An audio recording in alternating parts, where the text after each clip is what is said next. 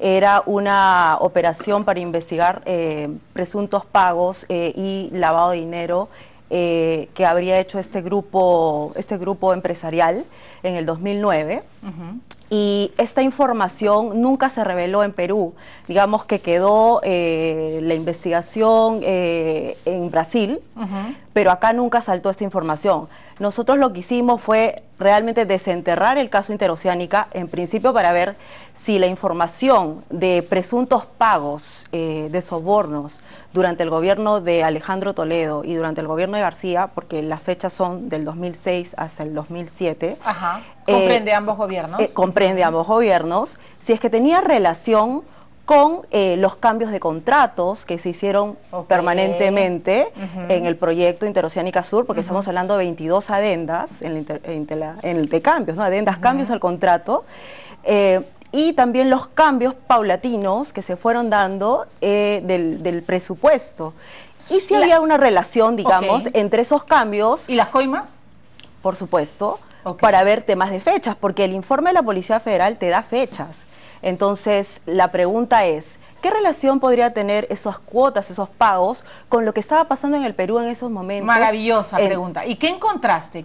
¿Cuál fue la relación entre las adendas y las posibles coimas? Lo que encontramos, por ejemplo, para el caso del régimen, digamos, de Toledo, hay un pago de julio del 2006, justo pocos días antes que el presidente de Toledo dejara, digamos, Palacio. El gobierno, sí. Exacto, el gobierno. Y hay un pago de fines de julio en donde justamente la policía asocia al apellido de Toledo, ¿no? Y justamente... ¿Cuánto es ese pago? Estamos hablando de más de $100.000. Donde se asocia el nombre, el apellido Toledo, Vanderlei y JR.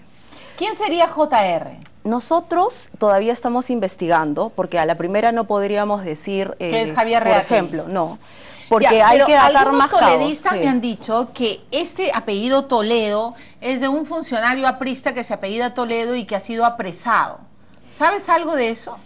No, porque lo que nosotros hemos dado cuenta básicamente es del análisis que hace la policía. No hace ninguna mención en relacionar a funcionarios del APRA, por lo menos en esa cuota. Simplemente da cuenta del apellido y lo interesante es que nosotros nos preguntamos qué pasó en esa semana, en esos días en donde se habría dado este presunto pago. Ahora, eso se supone, perdona la interrupción, Milagros, que Toledo, Vanderlei es el novio, bueno, la posible pareja, lo que sea. Lo que ha sacado Hildebrand, ¿no? Lo que ha sacado Hildebrand, exacto, en el semanario de Rocío Calderón, la amiga que le da la tarjeta de crédito a Nadine. Ya. Estos 100.000, o sea, ¿habría sido una repartija entre Toledo, Vanderlei y JR? O sea, ¿tú crees que el presidente Toledo va a exponerse solo por 100.000? Estoy haciendo una pregunta al aire. Sí, sí. Lo que decimos es que según el informe de la policía, se asocia estos tres nombres. ¿Por qué? ¿Por qué Milagros? Es importante saber el contexto. Primero, saber de dónde salieron esos documentos. ¿Por qué la policía hace ese análisis y por qué relaciona esos nombres? Claro. Para empezar, y se ha hablado mucho de que está escrito a mano y todo lo demás. Ahorita Julka ha dicho, ay, pero es una anotación, exacto, ¿no? Primero, ¿la operación en qué consistió? La policía lo que hizo fue incautar documentos UCB, incautar información de los domicilios de las casas y las oficinas de los directivos de Camargo Correa. Es decir, de los directivos de Camargo Correa. Exactamente. Entonces eso salió de las oficinas. La policía entró, incautó esos documentos escritos a mano, todos los documentos que están ahí, archivos en UCB, las computadoras, y luego, al obtener la información, la analizó y dio cuenta de lo que encontró. Entonces, frente a quién habrá escrito, bueno, si no lo escribieron los funcionarios de Camargo Correa, básicamente la incautación fue al directivo que se encargaba de las negociaciones con los diversos países. ¡Qué increíble!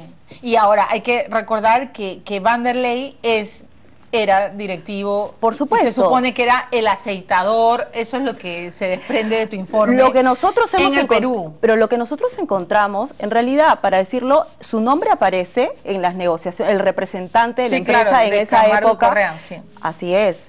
Entonces nosotros hemos visto los documentos, qué participación tuvo el señor Vanderlei, si había, digamos, consistencia en que su nombre esté en esa época y qué participación tuvo en la negociación del proyecto, digamos, de la Interoceánica Sur. Porque si en esa época el señor no cumplía ningún rol, no trabajaba para Camargo Correa, uno va a decir, ¿para qué estaría el nombre del señor acá? Entonces, y sí cumplía ese... Sí, claro. Y entonces Rocío Calderón, si es la novia, debe saber todo, ¿no? Claro, pues porque es secretos de sábanas, ¿no? Imagínate, yo le preguntaría a todos, si fuera mi novia, a ver, cuéntame todo, cómo fue con Toledo, cómo fue con García, ¿no? Tú también le preguntarías. Bueno, no sé, pero imagino, y es bien estratégico, que el hombre de Camargo y Correa sea el novio, la pareja, lo que sea, de la mejor amiga de Nadine. Habría que ver. Habría que ver todo Odebrecht. ¿Qué pasa hoy? ¿Cuál es la fotografía actual, no? Exacto, en señora, este eso está jalando esa madeja, ¿no? Bueno, yo sé que tú jalas varias madejas, pero hay una cosa que quisiera agregar. Ese pago que se hizo en la época de Toledo, de fines de julio, en esa fecha se dio la modificación, una tercera adenda para el tramo 4, que estaba a cargo de Camargo Correa. Entonces, ¿cuánto se habría pagado Milagros en coimas durante el gobierno de Toledo? Lo que hemos encontrado es este monto que te menciono, lo de los 100.000. En la época de... ¿Qué pasó en la época de García? En la época de García, lo que la policía da cuenta es que hubo cuotas de más de $175.000 cada cuota. ¿Cuántas cuotas? Entre julio y diciembre. Habla de 6 cuotas. ¿De $175.000? 6 cuotas, sí, de 6 cuotas. Estamos hablando de poco más de $1 millón que se dan entre julio y diciembre del 2007. O sea, en el gobierno de García aparentemente se coimió más. Bueno, según lo que dice la policía, es importante decir lo siguiente, que el archivo, ¿cuál era el nombre del archivo donde aparece esa información? Hablaba de Capilés, que la interpretación de la policía es que eran propinas. Entonces el archivo se llamaba expresamente así. Propinas, qué horror. ¿Cuánta lentejita pasará, no? Por cosas que ni sabemos, Dios. Pero es así nombra, y entonces la policía dice, esto es sugestivo, porque el archivo se denomina de esta manera. Y no está asociado a ningún nombre. Eso es lo que te quería preguntar. Es en importante. el caso de las supuestas propinas, estas 6, ¿no? Las de cuotas que se dan en el gobierno de García, ¿hay alguna relación con algún funcionario conocido? ¿Has descubierto algo al respecto? No mencionan ningún nombre y la policía expresamente dice, dice claramente, es sugestivo que tenga este nombre el archivo, son cuotas, pero no podemos asociar a nombres. ¿Quiénes estaban en esa época en los altos mandos en el gobierno de García? Bueno, estamos hablando, el 2007, ¿qué pasaba? Ahí es bien interesante, ¿qué pasaba en esa época? En esa época las empresas, las concesionarias, lideradas por las empresas de Brasil, estamos hablando de Camargo Correa, Odebrecht, ¿no? Queiroz Galbao, pidieron que se aumentara el presupuesto anual por obras, porque ya lo que habían aprobado no alcanzaba. La puja fue muy intensa. El director de concesiones, el señor Suito, que en esa época él trabajaba con la señora Verónica Zavala, que estaba a cargo del Ministerio de Transportes, nos contó que las empresas insistieron en aumentar sin sustento suficiente el presupuesto anual por obras y hubo una puja muy intensa ahí, muy dura. Sin embargo, después de esa puja lo que hubo es que Suito renunció, Zavala se fue, tiempo después entró el señor Cornejo y con el señor Cornejo es que se concreta el aumento que pedían las empresas. O sea, ¿Cornejo habría sido aceitado? Yo no puedo asegurar eso. Lo que puedo asegurar es que, tú me preguntabas qué pasaba en el 2007. En el 2007 empezó justamente la demanda de las empresas para el incremento del presupuesto anual. Y en el 2007 empiezan las cuotas. ¿Las cuotas cuándo empiezan? ¿Después de Cornejo? Julio, no. Empiezan antes de Cornejo, julio y diciembre.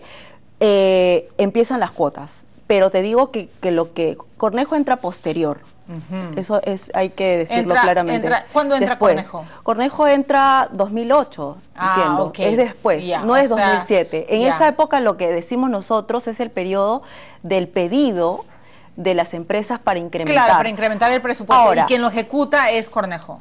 Quien lo ejecuta es Cornejo. Porque se va Zavala, ¿no? Se va Zavala, se va Suito. Estamos hablando de Cornejo, el que fue candidato a la alcaldía, y me está llamando por mi celular Enrique Cornejo. Entonces, Enrique Cornejo, señor Cornejo, el que fue candidato a la alcaldía, por favor no me llame a mi celular, sino al canal para que pueda hacer, por supuesto, su descarga. No puedo contestarle o mañana. Claro, no, porque está siendo nombrado. Enrique Cornejo, el que fue candidato a la alcaldía de Lima, porque hay otro Cornejo que también Cornejo, que tuvo participación pero en Proinversión. En Proinversión, y que es el que fue primer ministro en el gobierno de Ollanta Humala. Milagros, esto es atroz.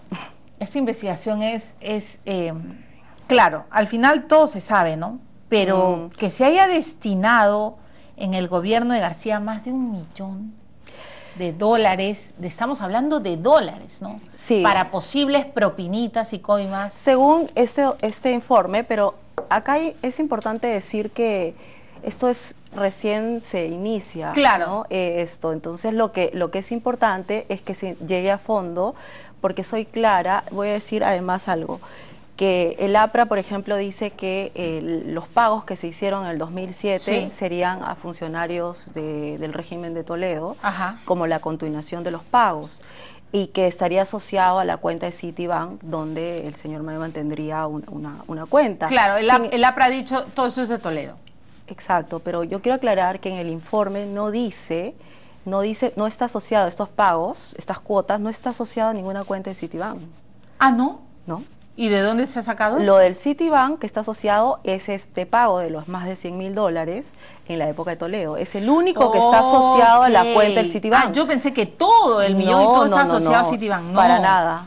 ¿Y el millón en dónde está asociado? ¿No se sabe? No lo asocian a ninguna remesa a un banco. De repente fue en cash. Simplemente lo que hacen es contar cómo fue la operación. Lo que explican es tal porcentaje, tal fecha de pagos, de esta manera, y son claros, no asocian a ninguna cuenta de Citibank en la época de García, ni tampoco a nombres. Entonces, por eso es que nosotros no podemos hablar no podemos dar nombres. Lo que sigues investigando. Exactamente, lo que decimos simplemente es, bueno, la Policía Federal ha dado cuenta de algo súper importante, y en vista de que estamos hablando de que un proyecto de $800 millones saltó a más de $2.000 millones. Que alguien nos aclare por qué. Que nos aclare, aunque digan que hay un sustento técnico y todo. Sí, no, pero el salto es espectacular, es un trampolín. Exactamente, sí, claro, y además si el Congreso investigó, en realidad hubo recomendaciones para iniciar acciones contra las personas que presuntamente estaban involucradas, pero se encarpetó, y lo encarpetó un aprista. Entonces, hay que ver. ¿Quién lo encarpetó? Ahora, entiendo que el señor Luis Alba Castro, que estaba en esa época, digamos, hubo un pedido de Perú Posible. Y lo encarpetó. Y ahora viene Carmen Omonte, que iba a defender pues a Toledo como pueda, ¿no? Porque ya ahora... Mira, nosotros en realidad...